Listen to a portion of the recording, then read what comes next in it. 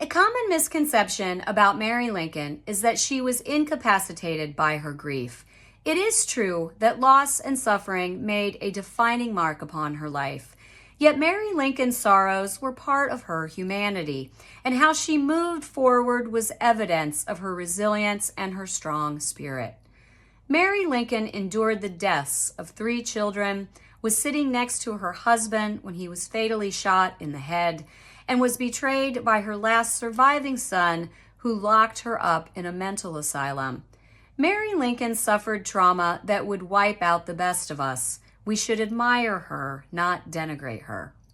Because after Eddie died in 1850, she was pregnant with Willie just a few weeks later.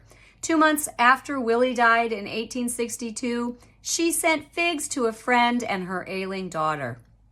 2 months after her husband was murdered, she stared down powerful men who wanted to wrest from her a widow's right to determine the location of her husband's memorial. And she fought for release from the asylum, regained her legal and financial independence, and moved to the French Pyrenees to curate a life of her own choosing. In March 1878, Mary Lincoln wrote home from France, "I leave here this afternoon and will be in Naples in 10 days' time, where I join my lady friend."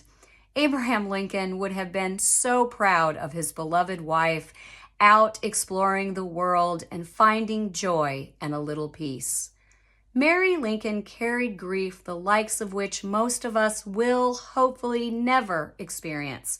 But Mary Lincoln was brave. Mary Lincoln was a survivor.